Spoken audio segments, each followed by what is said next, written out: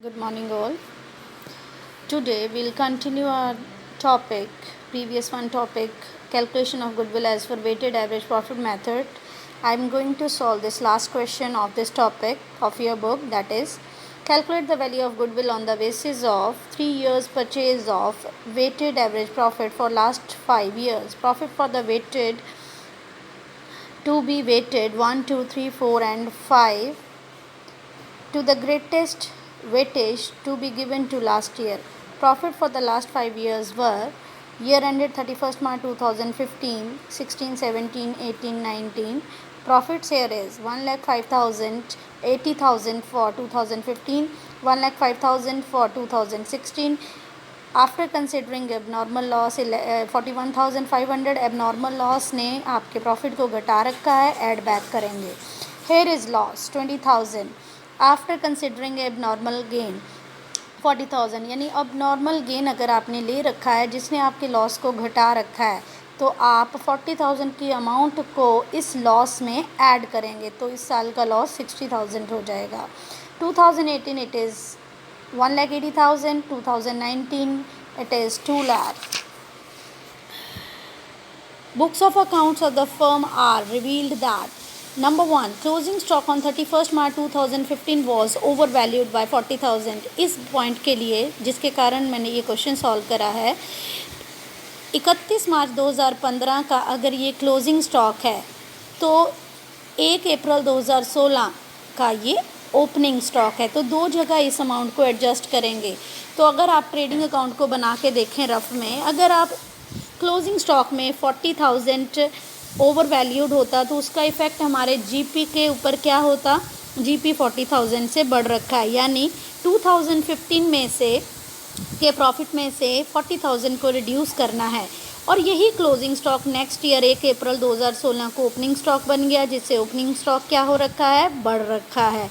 तो opening stock का next year के जीपी पे ऊपर क्या इफेक्ट है, जीपी घट रखा है 40,000. तो इसलिए 2016 का जो प्रॉफिट है उसमें ये ऐड करना है. दो जगह पे इसकी एडजस्टमेंट होगी. आप ट्रेडिंग अकाउंट बना के इस पॉइंट को क्लियर कर सकते हैं. Repair to machinery 60,000 were wrongly debited to machinery account. तो रिपेयर एक नॉमिनल रेवेन्यू एक्सपेंडिचर था जिसको आपने कैपिटल कंसिडर कर लिया और मशीनरी अकाउंट में डाल दिया. ये रिपेयर 1 जुलाई 2017 में लगाई गई. Depreciation was charge on machinery at the rate of 20,000 per month as per diminishing value method. और क्योंकि आपने इसको कैपिटल एक्सपेंडिचर मान लिया तो आपने 2 साल का 2017 और 18 और 19 में इसका डेप्रिसिएशन चार्ज कर लिया, जो कि गलत था. इसको सब्ट्रैक्ट करेंगे. तो सबसे पहले हम इसके वर्किंग नोट पे आएंगे. Here particular and number of years profit. Here is profit, this is loss, this is profit, this is profit. पहला ऐड एबनॉर्मल लॉस. 2016 के एबनॉर्मल लॉस को लिया गया है जिसने के प्रॉफिट को घटा रखा है, इसलिए हमने ऐड बैक कर दिया. 2017 में अब नॉर्मल गेन ले रखा है. ये लॉस का केस है. तो गेन अगर आपने ले रखा था तो प्लस आइटम थी और ये नेगेटिव आइटम थी, तो ये लॉस घट रखा है, इसलिए इस लॉस को मैंने बढ़ा दिया वापस. गेन है तो गेन का इफ़ेक्ट क्या होगा, ये लॉस. जब हम गेन को डिडक्ट करेंगे तो ये लॉस बढ़ जाएगा, इसलिए मैंने ब्रैकेट आइटम में लिखा है, यानी लॉस आपका बढ़ गया.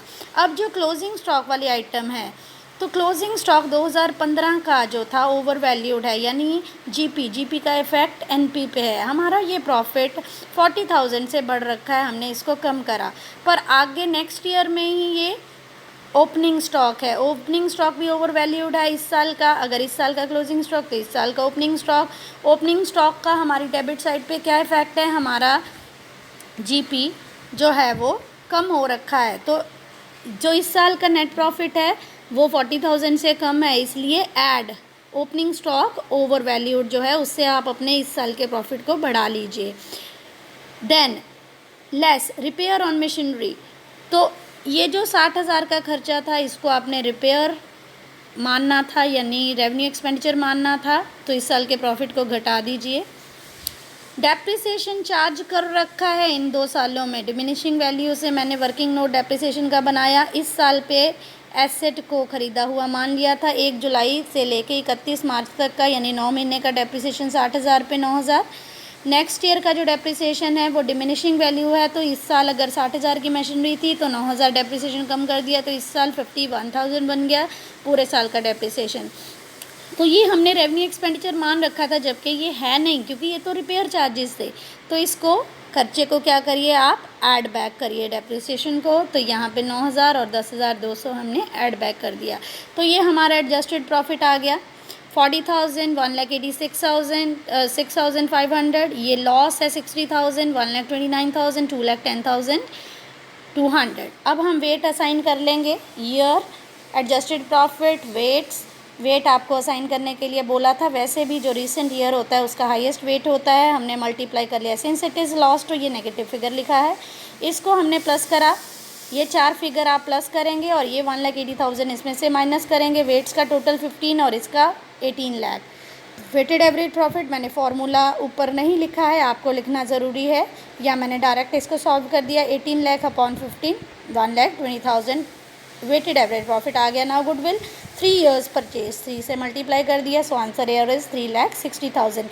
इस क्वेश्चन में क्लोजिंग स्टॉक वाला जो पॉइंट है उसको समझने की खास ज़रूरत है, और रिपेयर वाला पॉइंट जिसमें कि डेप्रिसिएशन को आपने रिटर्न डाउन वैल्यू से एडजस्ट करना है।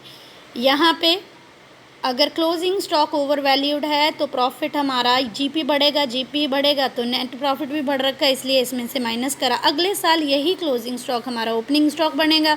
ओपनिंग स्टॉक ट्रेडिंग अकाउंट की डेबिट साइड पे आता है, जिसका इफेक्ट क्या होगा, 40,000 डेबिट साइड पे ज़्यादा है तो जीपी कम हो गया तो एनपी भी कम हो गया, इसलिए इस साल में 40,000 को ऐड बैक कर दीजिए। बस ये मेन पॉइंट है और ये डेप्रिसिएशन का मेन पॉइंट है। Rest question is normal. We had discussed all the related points earlier.